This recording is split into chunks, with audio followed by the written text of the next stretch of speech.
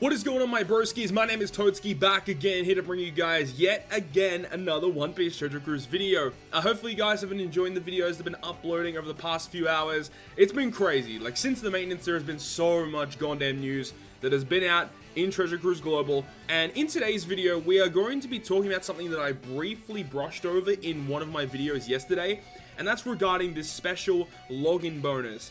This refers to the fact that after a certain amount of login days, you actually get your hands on a select your own Sugo Fest exclusive character. Now, since that video went live, I've had a bunch of comments just basically asking me which one should I pick. Now, I did briefly brush over it in that video, in the very first video that I uploaded yesterday, but in this video I want to actually, dive into it a little bit more, give you guys the details about each of these characters, and kind of make an executive decision as to which ones are the best ones to pick. So this is referring to on day 5 of the login. Between this period, log in 5 days total, and you get to choose one Sugo Fest exclusive character, and you also get a 3-star homie as well. You will not be able to receive your choose your own Sugo Fest exclusive character after a certain period has passed. So this is interesting. They didn't give us a set date as to when you are unable to select the legend. I would assume it's June 17th is the last day you can pick, but we're not 100% sure. So what I have to say before we even talk about the legends is don't pick your Sugo Fest exclusive character until after you've done pulls on the Katakuri Sugo Fest. There have been so many horror stories that I've heard of previously where people have chosen a legend and then they literally pull it in the next Sugo Fest or in the upcoming Sugo Fest that's coming up. So I would suggest do your pulls on the Katakuri Sugo Fest and then select the legend that you want to be picking. There should be a decent amount of time available for people to not only just pull on the Sugo, but then to choose their legend. So just want to put it out there, make sure to pull first. So let's get into this. Okay, so the legends that you can choose from are 7 different legends. We have Hody Jones, we have Shirahoshi, we have Usopp, we have NL, we have V2 Law, we have Magellan, and V2 Fujitora. So I want to go through each of these one by one, giving you guys the quick details about them, and then we'll talk about executive decisions as to which ones are the best ones. So the first one on that list was actually Hody Jones. Now, Hody Jones obviously is a character that super evolves, so if you do end up choosing Hody Jones, you got to make sure you have one Int Skull to super evolve him to his 6+ state, because his super evolution is far superior in every single way compared to his regular form. So Hody Jones as a captain is one of the best speed farming captains in the game. Really good for Fortnite dungeons with a lot of good powerhouse characters. He has so much cooldown reduction, and his special ability allows you to not only reduce cooldowns again, but also does really good AoE damage that goes through barriers, and also he provides damage reduction, and the damage reduction he provides is really good. 90% is so nice to have, and 60 times his attack that goes through barriers is really nice too. And one of the good things about this character and why I like him so much is the fact that as a sub, he's really nice for in those situations where if your characters get their special cooldowns rewinded, because he has a multi-stage special, so even if he's no longer at stage 2, he's still going to be at stage 1, and he can still reduce powerhouse characters' special abilities, and that's really nice to have. He also has the ability to restore his own cooldown by 2 turns if it is rewinded, because on stage 2, it's a 2-turn cooldown reduction. So yeah, overall, that's one of the niche things about Hody Jones that makes him really good. But we are about to get the release of Legend Carrot within the next couple months, and she is basically the best speed farming captain in the game, hands down. There's literally no reason to use Hody Jones if you have Legend Carrot. That's pretty much just the way it goes. I would not suggest people to pick up Hody Jones. I think he's definitely one of the low priority units here. There just aren't too many situations where you even need to use this guy, to be quite honest. And even if you do need a damage reducer, I'm sure there are much better characters to use compared to this guy. And as I said, the only niche use for this character is for cooldown reduction whenever you get your special cooldowns rewinded. So that's literally the only use for this character overall. So definitely a low priority legend. So the next legend on the list was actually Shirahoshi. I am a massive fan of this character, and I'm sure a lot of you guys out there are also a very big fan of Shirahoshi. In my video yesterday, I did state pretty much that she's probably one of the best choices that you can have, and I still kind of agree with that. Although nowadays, you don't see her used too often, but she's still really good. Like, either way, like, she's still, like, obscene, like, how good she is. Her captain ability is one of the best, like, stally, zombie-ish captains, but there's another character on this list that has a better zombie-ish captain that allows you to, you know, take content down pretty quickly. For her special ability, allows you to get essentially a full heal. There aren't too many teams that can not get essentially a full heal from her special ability, and changes all orbs, including block, into rainbow orbs. Obviously, they're so good because if there's ever an interrupt where your opponent will shuffle your orbs around, if you manipulate your orbs, Shirahoshi can get around that, and like that's actually a pretty common special interrupt with orb manipulation, and Shirahoshi's like the best character for that because you can actually use it like on a stage prior, and you can lock those orbs, you can keep full border matching orbs for multiple turns. She's awesome. As a sub as well, she boosts the amount healed of recovery orbs by 150, and also as a sub, you get a full board of rainbow orbs as soon as you start the dungeon. Again, like such a nice character to have as a sub. But as I said, you don't see her used too often now in a lot of content because a lot of people nowadays, or a lot of legends nowadays, as a captain or with special abilities or with crewmate abilities, they allow you to get matching orbs relatively frequently. So there aren't too many situations where you need to bring Shirahoshi directly for that. Though, if you are looking for a healer, she is 100% the best healer in the game. No one really does what she does. I mean, Legend Marco is the closest, but the full board of Rainbow Orbs is just something else. It's so good how good that is. I would say that Shirahoshi is a high priority, but we'll have to go through the rest of this list first. So the next one on the list was actually Legend Usopp. I'm not even going to talk about Usopp. Literally, skip it. I would only pick up Usopp if he is legitimately the only legend on the list that you do not own. Usopp is just terrible. He's just terrible. He's not even like a niche character.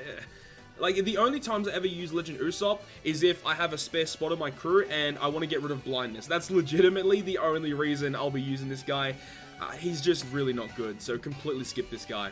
After Usopp on the list is actually Kami NL. We already know how good NL is. I already said it in my previous video as well. NL is very, very good. However, during January this year on Global, we had the NL Sugo Fest, the Super Evolution Sugo Fest, where if you did 2 multis, you got him guaranteed. So I think a lot of players nowadays do already own NL. If you don't own NL, I think he's still a decent option. If you have characters like version 1 Law, Shirahoshi, Marco, characters like that, like the good healers and version 1 Law, then I think NL is a very good option to actually pick. But I do have to, like, as a forewarning, just talk about NL. He is not going to be good for that much longer. Bosses are getting more and more HP as time goes on, which means that NL's special ability is getting obviously weaker. If the boss has over 10 million health, you can't just use his special to clear the boss room. You'll have to bring other health cutters to do so, and it is getting quite hard to fit characters in your crew with an NL team. So I would say NL is probably a low priority or a low to mid priority. As I said, if you own the healers and lore, then this is probably a good choice. But, you know, I just have to say, you know, it's not going to be too much longer where NL is going to be struggling to clear content just because of the boss's HP pool. So after NL on the list, we have version 2 lore. Version 2 lore, man, I loved when this guy come out. He was definitely, like, probably my favorite legend at that time on his release on Global. He is amazing. Though nowadays, looking at it, he's only a 3-time striker captain, and he heals for every perfect, and that healing isn't really that great. He is a striker 2.25 times orb boost, though, which can be quite useful. But the main reason why you would ever want to grab this guy is because of his 6+. His 6+ is ridiculous. The fact that his special ability allows you to reduce barriers, he does 200,000 fixed to all enemies, as well as a 2.25 orb boost to cerebral class. That is the key thing there. I think that this is actually a really good option, especially because Neko and Inu look like they're on the horizon. They should be coming soon, though we don't have a confirmed date on that.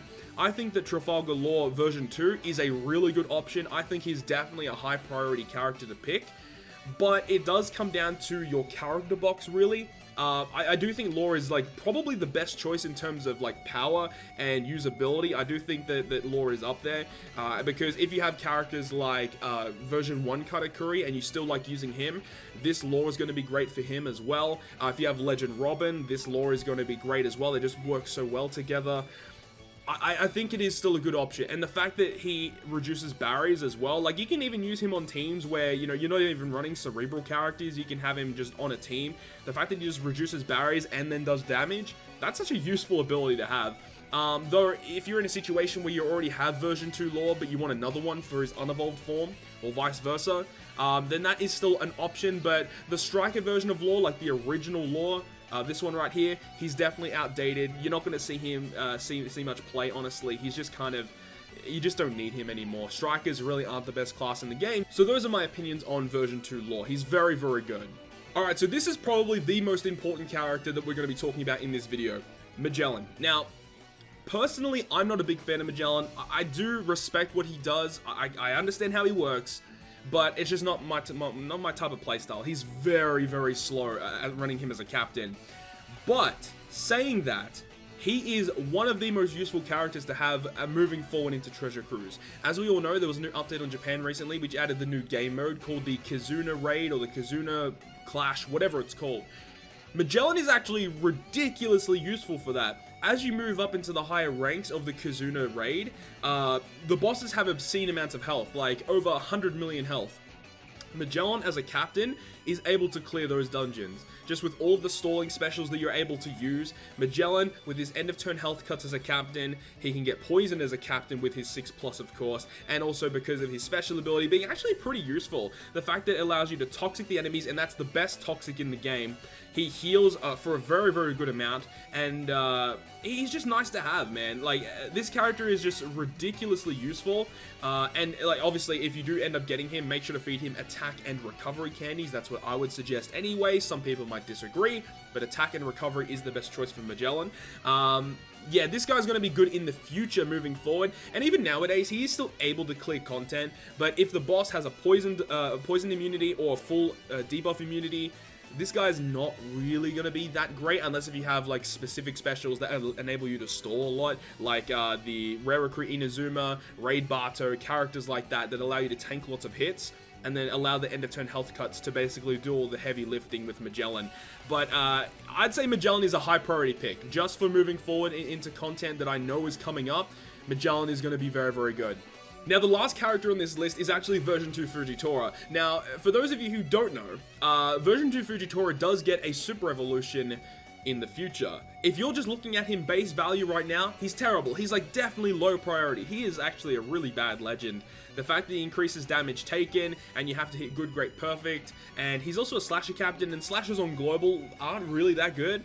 His special ability is kind of annoying as well because you have to be the captain to get the matching orbs, and he just does damage and that's it. I mean, he delays as well, but delaying for one turn doesn't really help out all that much in a lot of cases.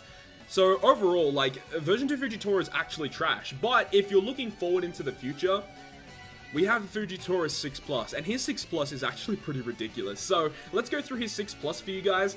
He is essentially the same captain effect, but they actually remove the ability of him increased damage taken, which means that he's going to be a lot more tankier. He gives you the 1.2 health, 4.225 attack boost after good, great, perfect, 3.25 naturally. That's still really good attack multiplier. It is annoying still, you have to hit good, great, perfect, but as a captain, he's definitely usable once his 6+ arrives, and once we get the Mihawk and Zoro V2 batch support units and other characters around that time, it's going to make Fujitora much better.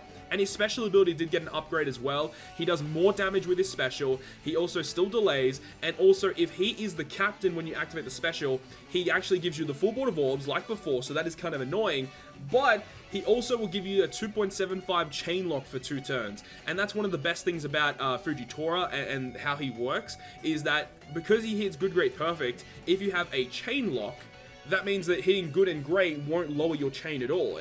The chain lock completely fixes that issue. So yeah, I think Fujitora is still going to be a good option. If you are lacking in the slasher department, I think it's not a bad choice, but he's not going to be good for a long time until we get around about the Mihawk and Zoro batch, which is actually quite far away towards the end of the year. So I don't think I would really suggest you guys to pick up version 2 Fujitora, as there are many Sugo Fests to come before version 2 Mihawk and Zoro come out, and you might pull him, you know, before then. So I don't think that he is a high priority listing, but I would probably pick him only if he's the last one left, or if it's between him and Usopp, then I think that version 2 Fujitora is definitely an easy pick. But you know, it really comes down to what legends you are missing. So let's go back over to the listing right now, and let's go through which ones are the best, now that we know what they all do. 100% Princess Shirahoshi is definitely high up there. Version 2 lore, I think, is still going to be a very nice unit to have, and if you guys are really looking forward into the future and want to prep yourselves for that, then Magellan is going to be nice for the new game mode that comes towards the end of the year. Version 2 Fujitora, once again, as we said with his 6+, is going to be nice moving forward as well, but I definitely think it's between version 2 lore, Magellan, and Shirahoshi. I'd say those are your 3 picks, and it really comes down to, do you want a really nice support healer? Do you want a unit that's going to be nice utility and also help out your cerebral teams? Or do you want a character that's going to be really nice in some endgame content? That really comes down to that. So hopefully this guy's helped you make a decision on which character you want to pick for your Choose Your Own Sugo Fest exclusive. As I said at the start of the video, make sure to do your pulls on the Sugo first, then pick your legend. Otherwise, you know, you could be getting dupes of your characters. But anyways, that is going to wrap up this video, guys. I really hope you guys have enjoyed it, and if you guys did, make sure to leave a like, and if you want to stay up to date with all the content I post, including more One Piece Treasure Cruise content, make sure to hit the subscribe button down below. But other than that, guys, I'll see you guys within the next video.